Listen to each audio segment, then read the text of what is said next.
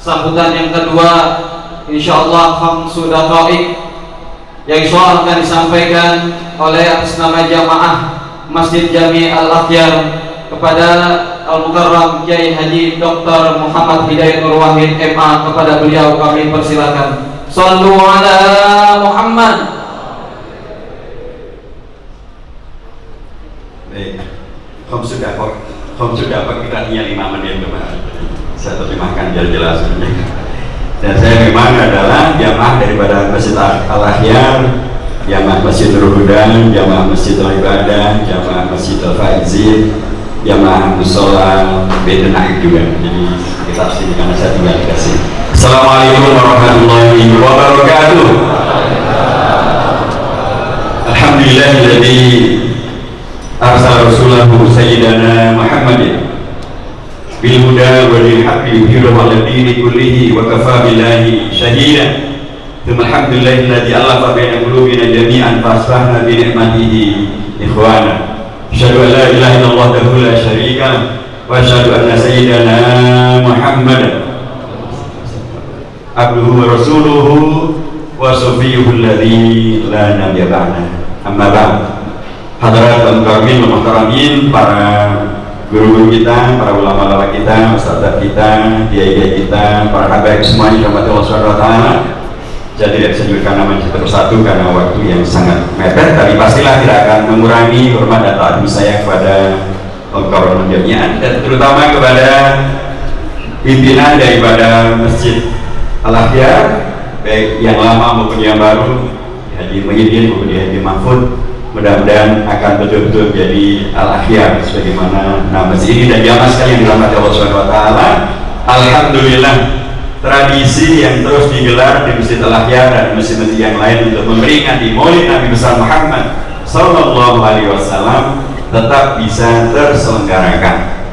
Ini karunia yang sangat dipentingkan karena dengan Maulid ini sesungguhnya kita umat Islam maupun bangsa Indonesia diingatkan tentang keteladanan agung yang sangat luar biasa. Itulah Nabi besar Muhammad sallallahu alaihi wasallam. Karena beliau memang ada teladan dalam dua hal sekaligus. Teladan dalam kehidupan beragama dan sekaligus teladan dalam kehidupan berbangsa dan juga bernegara. Kalau kita baca surah Al-Ahzab ayat yang ke-20, itulah yang paling populer. Laqad kana lakum fi rasulillahi uswatun hasanah liman kana yarjullaha wal yawmal akhir wa dzakarallaha katsiran. Sesungguhnya ayat itu tidak berdiri sendiri. Ayat itu harus dibaca harusnya sejak dari ayat yang ke-9 dari surah Al-Ahzab hingga ayat yang ke-27 daripada surah Al-Ahzab. Karena di sana akan nampak jelas keteladanan beliau Nabi besar Muhammad SAW adalah dalam dua hal sekaligus, dalam beragama, akhlaknya, ibadahnya, tapi juga di dalam kehidupan sosialnya, kehidupan berbangsa, kehidupan bernegara. Sebagai pemimpin, beliau memang adalah teladan untuk kita semuanya. Supaya ketika kemudian belakangan ini banyak yang mempermasalahkan, mohon maaf sekali, ada yang mempermasalahkan apa sih jasanya Nabi Muhammad kepada bangsa Indonesia. Dia tidak baca sejarah. Para habaib kita yang adalah cucu-cucu daripada zuriyah daripada Rasulullah SAW, mereka itulah yang merupakan rujukan daripada Bung Karno. Ketika Bung Karno memproklamasikan Indonesia, malam harinya sesungguhnya Habib Ali bin Abdurrahman Pitan, beliau mempersilahkan Bung Karno untuk di rumahnya saja supaya tidak diganggu oleh Jepang. Ketika kemudian Bung Karno memproklamasikan Indonesia tanggal 9 Ramadan tahun 1364 Hijriah, harinya hari Jumat, jamnya jam 10 pagi, bertepatan dengan tanggal 17 Agustus tahun 1945. Maka setelah khutbah Jumat, Habib Ali bin Abdurrahman Pitan, beliau sebelumnya diberitahu oleh Bung Karno bahwa Indonesia sudah diproklamasikan, Indonesia sudah merdeka. Maka pada waktu khutbah Jumat, Al-Habib Ali bin Abdurrahman Pitan, beliau menyampaikan kepada jamaahnya, Indonesia sudah dimerdekakan, maka ketika Anda pulang semuanya, jamaah pulang semuanya, pasanglah bendera merah putih di rumah Anda masing-masing, karena Indonesia sudah merdeka. Subhanallah. Berita ini terus berkembang kepada para habaib, para guru, sampailah ke Palu, sampai kepada Al-Habib Sis Al-Jufri, kakek daripada Al-Habib Dr. Salim Segaf Al-Jufri. Beliau langsung menyambut kemerdekaan Indonesia dan mengubah syair dan menyampaikan kepada warga di Indonesia Timur, di Palu, di Manado, di Maluku Utara, di Papua Dirian, bahwa Indonesia sudah merdeka. Kita mendukung Indonesia merdeka, mendukung Bung Karno sebagai presiden, mendukung agar Indonesia tetap jaya dan raya. Subhanallah. Jadi sejak dari awal rakyat Bung Karno pun sesungguhnya sangat merujuk dan sangat menghormati para habaib, dan para habaib pun sangat menghormati beliau dan sangat kemudian mendukung Indonesia yang jelas seperti yang sekarang kita dapatkan, Indonesia menjadi negeri yang merdeka. Tentu saja karenanya ketika kita memperingati Maulid ini, semakin cinta kita pada Rasulullah, karena semakin banyak orang yang menyalahpahami, semakin banyak orang yang mencaci maki beliau, kita semakin cinta pada Rasulullah SAW. Dan itulah yang disimpulkan oleh seorang tokoh besar, Clifford Gate, dan seorang tokoh besar Michael Hahn, ketika dia menulis buku tentang siapakah tokoh yang paling berpengaruh sepanjang sejarah umat manusia. Setelah beliau mengkaji selama lebih dari 28 tahun, kesimpulannya adalah beliau adalah Nabi besar Muhammad Sallallahu Alaihi Wasallam. Ketika dia diprotes, dia orang Barat, dia orang Kristen, nah kok bisa-bisanya membuat kesimpulan akhirnya Nabi Muhammad lah yang paling hebat.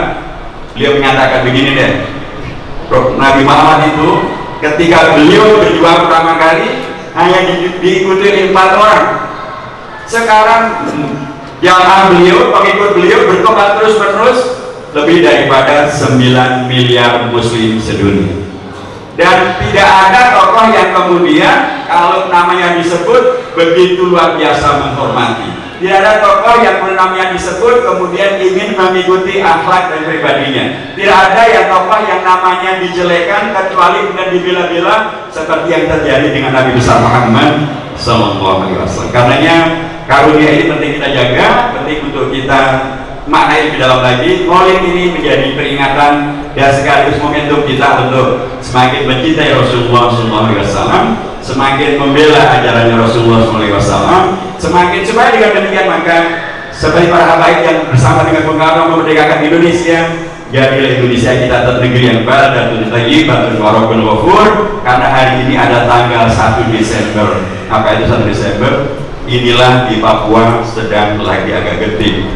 Karena 1 Desember adalah peringatan organisasi Papua Merdeka. Biasanya mereka demo bawa bintang kejora dan kemudian menuntut Papua Merdeka. Itu adalah hal yang sangat bermasalah.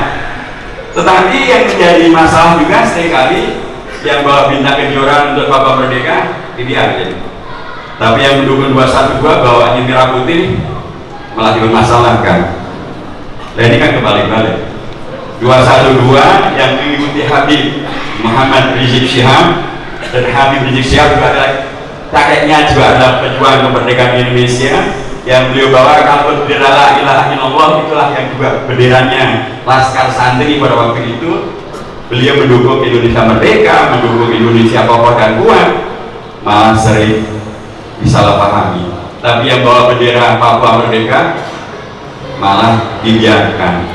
Ini bagian daripada mudah-mudahan besok 212 bisa terselenggara dengan aman, tertib dan damai, dan Habib Rizik juga bisa pulang ke Indonesia pada hari terakhir, dan kemudian sunnah Nabi besar Muhammad selalu bisa kita jaga, kita lanjutkan dengan peringatan Maulid besar Nabi besar Muhammad Sallallahu Alaihi Wasallam. Wassalamualaikum jami'an, belum muafiq ila komentari, belum hadir sawi-sabil. Mudah-mudahan tidak lebih dari 5 menit karena saya tidak ditegur. Dan saya juga mohon maaf sekarang karena saya juga sudah ditunggu di Tanah Abang untuk melanjutkan kegiatan yang sama. Barakallahu fikum jami'an. Wassalamualaikum warahmatullahi wabarakatuh.